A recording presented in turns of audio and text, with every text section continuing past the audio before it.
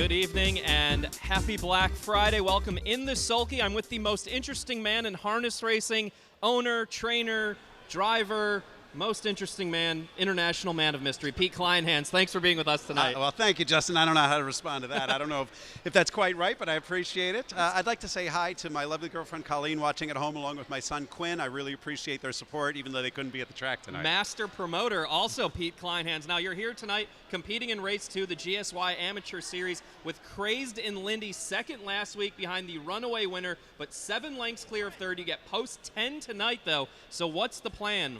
Well, you know, in a race like this, there really isn't an exact plan because you just don't know what's going to happen. There's a couple scratches inside. There's a trailer. There's, you know, a lot of speed inside. So Crazed in Lindy can do a lot of things. What I like about this horse is, you know, he can leave like a rocket if you want him to, but he also just comes right off the gate if you want him to. So, you know, I'm just going to look to my left and see what's going on. Now, as far as driving goes, you've won quite a few amateur races, but you've also won some races against the pros. And a race that stands out, there was a race here several years ago. You won a photo finish over Brian Sears. That had to be pretty cool. Yeah, that was a thrill. That was with Tokia, who's a horse who never wants to get his nose too far ahead of anyone else, and he won it by a nose in, I think, 150 and 3. So that was really a thrill. Yeah, that's pretty neat. Now, you're best known perhaps as the owner and trainer of the great millionaire Enough Talk, whose resume is pretty impressive. 1.8 million. He won 33 races, took you to the Elite Lop 3 years in a row. He won the Titan Cup. He won the Breeders' Crown. And that was pretty cool to be part of that. It was really cool. And the great thing with Enough Talk, he's still around. He's still on our farm. It's a funny story. We actually tried to jog him like a year ago. I was out with Colleen and Quinn, and we couldn't get the harness around him because he's gotten so fat over the years. He's loving life as a retired horse. Yeah. He was a wonderful horse. He's definitely earned it. Now, that was enough years ago that you have enough time to look back on it now. Sometimes it's hard to look back when you're in the midst of it, but now that it's been maybe 5 or 6 years since he was last racing, what do you remember about it? What stands out most to you during his career? You know, when I think back to Enough Talk, I just realize how many good races he went and for how long he stayed good, which is just, you know, really remarkable. He was a sound horse, but he had his issues, but he'd always come through them. He'd always came up big when the money was down, and just a wonderful horse to be around. A competitive spirit, but just a really kind horse as well. Now, he won a lot of those big races, but maybe the race that he's best known for was a $100,000 stake at Colonial, where he became the first sub-150 trotter in a race called the Patriot Invitational. When you guys went to that race, was that the plan to try to take that mark on him? You know, we weren't thinking of it that way. And actually, I wasn't even there for that race. Matt Butcher Jr., who's a great guy who raised Enough Talk and who we bought the horse from, brought him down and paddocked him for that race. So I was thrilled for him that he was there.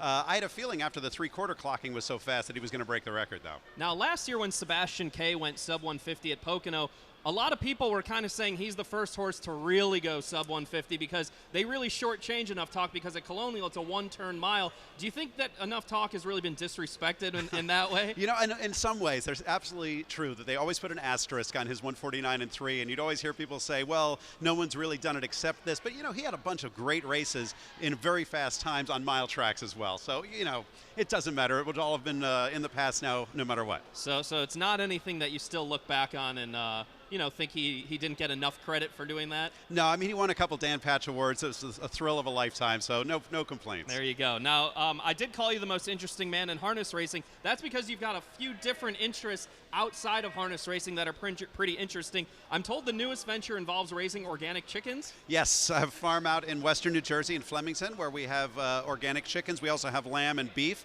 and they're raised with a lot of love, and they I hate to put it this way, but they taste that way. Now, the organic farming movement, that's a big thing right now. I know my family, we love to go organic when we can. How in the world did you come up with that? What was that process like? Well, you know, partially because I was getting out of the racing somewhat. Don't have as many horses as I used to, so we have land out there that had been used for horses and wanted to figure out a way to take the solar energy that produces grass and turn it into something that can feed people. That's fantastic. Now, in addition to that, you also are a musician. And you tell me that you're working on an album. Yes, I'm working on an album of music called Sky Blue that I'm almost done with, and I'm looking forward to finishing hopefully by the end of the year. So what kind of music is that? I don't know what to call it. It's rock of some sort, folk rock maybe. Now, is this a solo project? Are you part of a band? I'm writing all the songs, but I'm working with a producer and a bunch of musicians who come in and do parts over top on the computer. It's really a cool project now that music is so amenable to computerization and all these sorts of things. You don't have to have that many people in one room at a time. So it's very interesting to be involved in. Do you have a background in music, or is this something you picked up kind of later in life? It's something I picked up later in life, for sure. There you go, because you got plenty of time. You're the international man of mystery now. You also have a law degree. You're an author. Anything else on the horizon that we should know about? I don't know if I'd say I'm an author. I have an unfinished book, but whatever. I'm glad you called me an author. Anything on the horizon? Not really. Just having a great time, raising my kids and just living life and trying to look for new things. Now, with all of that in your background, how did you get to harness racing? Well, I was a fan since I was a kid. My parents took me to Belmont. Not that's a harness track, but I just loved horse racing from when I was a kid. And then I would go to the Meadows when my grandparents were in Pittsburgh, and I'd visit them, and I just loved it.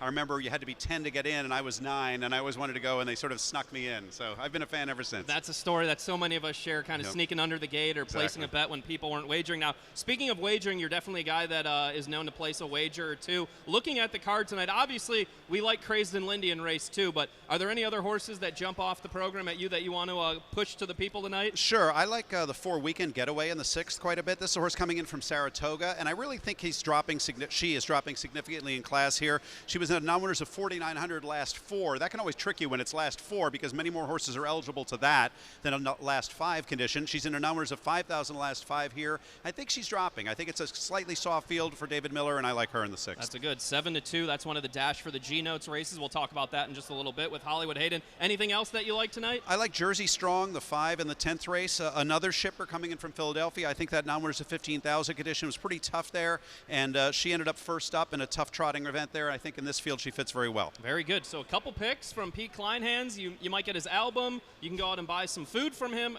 Anything else that we're leaving out? Pete Kleinhans, who seems to do a little bit of everything in this sport. No, just trying to enjoy and carry on and hopefully get a good trip tonight. Very good. Well, good luck with Craze and Lindy race 2 tonight. Pete Kleinhans, the most interesting man in harness racing, my guest in the Sulky. Pete, thanks for being with us. Thanks a lot, Justin. Very good. Coming up, Bob Hollywood Hayden joins me. We'll tee up tonight's racing action. That's right after this.